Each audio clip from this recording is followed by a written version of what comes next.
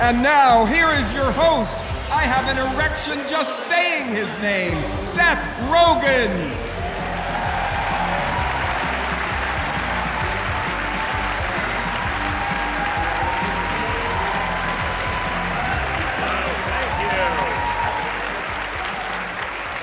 Thank you. Hello, everybody.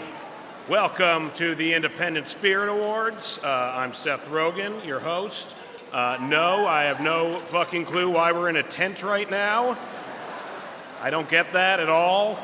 There are previously existing structures where they could have done this, but decided to do it in a tent in a parking lot in Santa Monica. Why not?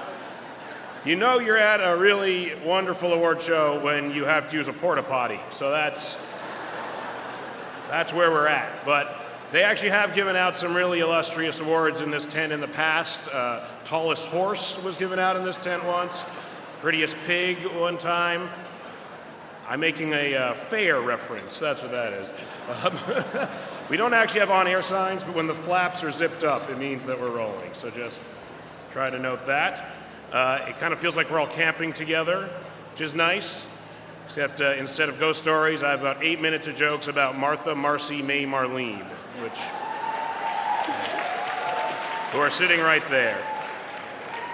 This stage is pretty fucking weird too, huh? What is that about? I don't get it at all. Nothing says independent film like every city's most expensive building. That's really weird. What's weird is this is literally the plot of a Michael Bay movie that's happening behind me. It's like, what happens when the Sears Tower collides with Capitol Records? Who will survive? It's very weird. I'm very excited to be here, though. This is it's my first time hosting an award show, which is nice. Thank you. Hosted a few satyrs. It's probably the most thing I've ever hosted. I don't know. I'm hoping this will help my image. That's really why I'm doing this. I don't know what the opposite of selling out is, but I kind of want that to happen. Will see me as very interesting and creative, which I like. But you know, it's good because I got to actually. I was committed to watching all your movies. That's one of the things you have to do when you host, and I made it through the first 5 minutes of every single one of them. And some of them start pretty slow. I will tell you that right now. Pretty fucking slow. It's really actually special to be hosting the Independent Spirit Awards because they have the distinction of being the only award show that is completely inconsequential. There is nothing will come from this if you win. Literally, absolutely nothing. Like, you don't even get to put, like, Indie Spirit Award winner in front of your next movie. Like, they won't do that at all. This won't help you get paid anymore at all.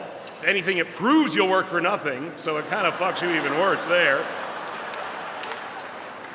Really, really quite brutal. But I'm happy to be hosting, actually, because I grew up watching this award show. I remember, as a kid, I would watch on my father's lap.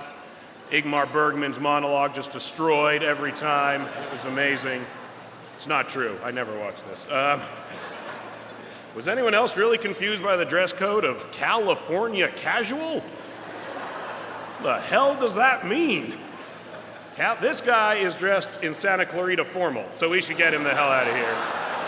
That is completely unacceptable. I don't like that at all. This whole table's Santa Monica chic, so I don't think that's acceptable. It's sad, I actually had to look up online what the hell California casual meant, and this was the best I could get. Almost went with that look.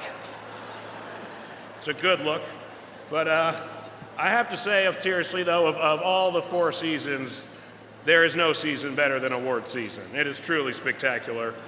Without award season, I mean, how much would the world know how much we all appreciate each other's work? It would be really, we need to let them know that, you know? Without award season, we wouldn't know what good friends Clooney and Brad Pitt are. It's nice to see them. Social environments. I wouldn't know the name of Alexander Payne's publicist. That would suck. And most of all, without award season, we wouldn't know what a horrible bigot Brett Ratner is, which is Good. It's good to know. That Ratner shit was crazy. That was nuts. Are we really surprised that he said that, though? Honestly, come on. Who was like, Ratner? I thought Ratner was Mr. PC. That's weird.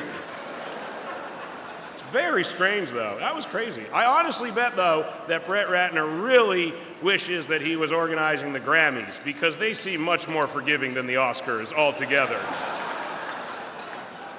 Seriously, you say a few hateful things, they don't let you within 100 yards of the Oscars. You could literally beat the shit out of a nominee. They ask you to perform twice at the Grammys.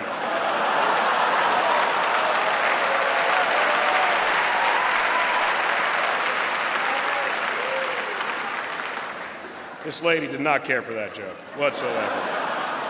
As soon as I said Ratner, her face froze up. We should talk about some of the movies, I guess. I've seen people do that at these things. People seem to like that approach. We learned a lot from movies this year. It was amazing, actually. We learned that you can actually make an entire movie with no dialogue, and it's still incredibly entertaining, which is why we should all give it up to the people who made Drive. It was really incredible. We were able to do that. It was impressive. I liked that movie. That movie was fucking awesome. I liked that all the villains were Jewish. I thought that was really cool. Albert Brooks and Ron Perlman were like horrifying in that movie, which was awesome. Seriously, that movie made Jews look so scary, I thought Mel Gibson directed it.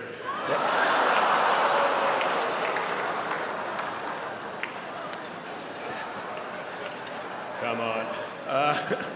Is he here? He's not fucking here. Someone would have told me if he was here. A woman actually sued the makers of Drive in Michigan because she didn't think it was drivey enough for her or something like that. I thought that was very strange. I didn't know we could do that.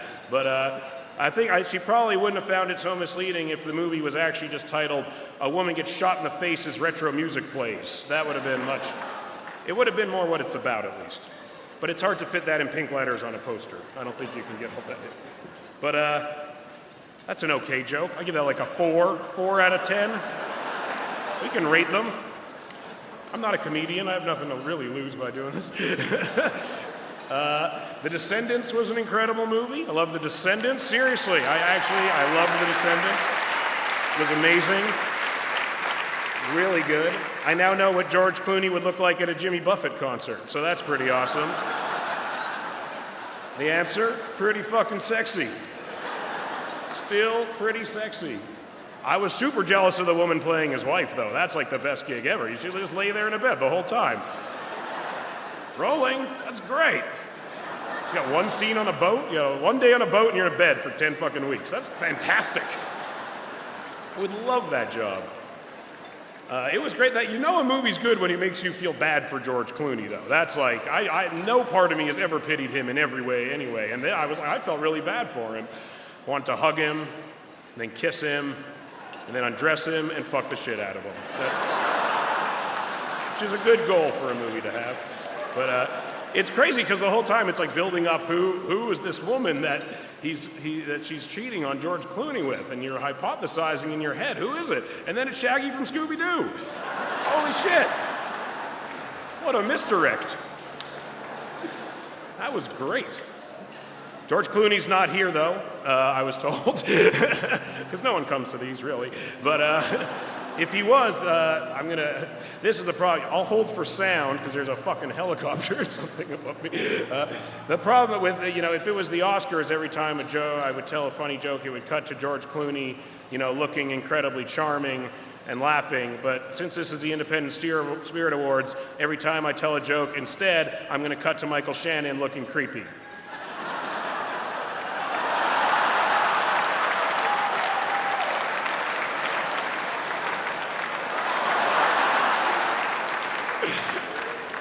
I asked him if I could do that first. So I had someone ask him.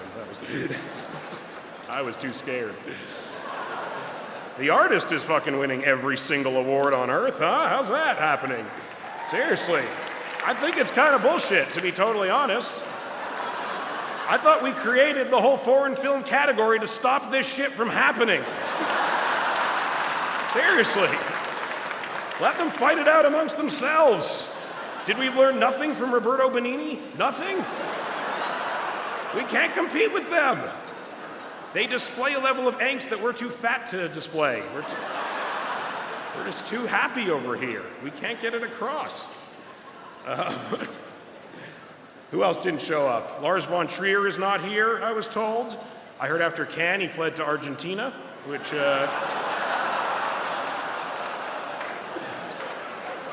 That's a Nazi joke.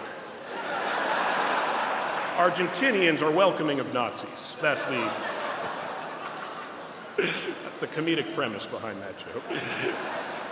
Shame was an amazing movie. Shame, you guys see that? That was great. Amazing. I'm so psyched for Michael Fassbender because, like, I've gotten, some acclaim for my work in the movie. I've gotten no acclaim for my dick in a movie. He's getting serious dick acclaim, this guy. It's pretty amazing. We're talking about it all. His dick is the talk of the town. It's incredible. But what I think is sad is that his dick's getting all the focus. His balls are being totally left out of the equation. They're the real supporting cast there. They're quite literally being overshadowed by his dick. His bush is fantastic also. What's good about his dick is it looks like how you hoped it would. I remember watching Bad Lieutenant and you're like, that's fucking Harvey Keitel's dick? That's crazy. Thought he'd have a way cooler dick than that. It's true. Giant bush in that movie. It's crazy how big Harvey Keitel's bush is in that movie. Like insane. They could do that.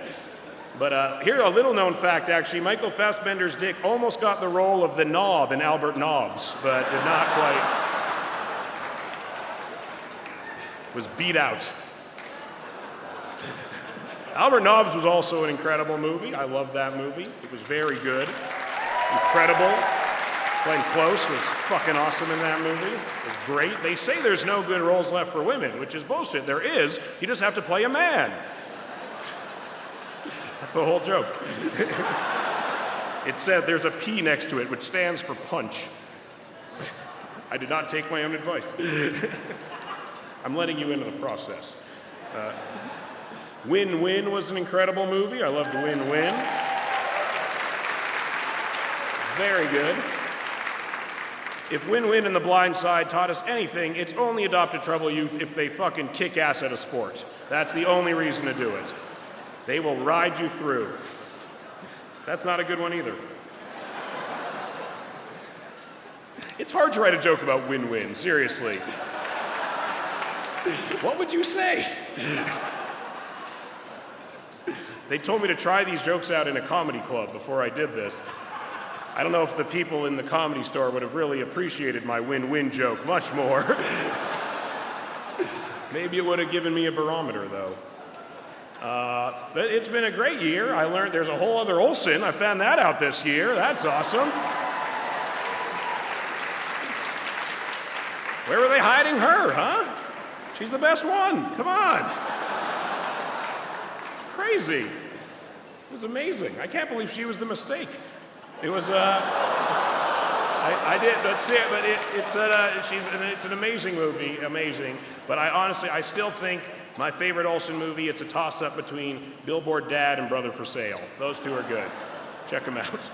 Oh, those are the other Olsens. That's, I'm gonna reset, I'm not gonna worry. Beginners was an amazing movie. I loved that movie as well. Incredible.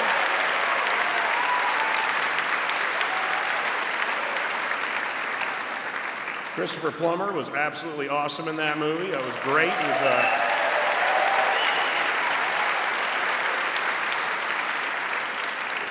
It was an amazing role, incredible role. Whole time I was watching it, gotta be honest, all I was thinking is how pissed is Ian McKellen he did not get that part. All I could think. Seriously, who does a guy gotta blow to get a job around here? That's not a good joke. I have more, but I'm saving them for later in the show. But seriously, it's almost time to start giving out awards, which is very exciting to me, because I can get off the stage now for a while, get back to jobs I'm good at. Please keep your acceptance speeches short, because this tent has to be at a bar mitzvah at 5 p.m. It's going to be a good one, I was told. Glickstein, the Glickstein bar mitzvah. And anyway, now time to hand out some awards.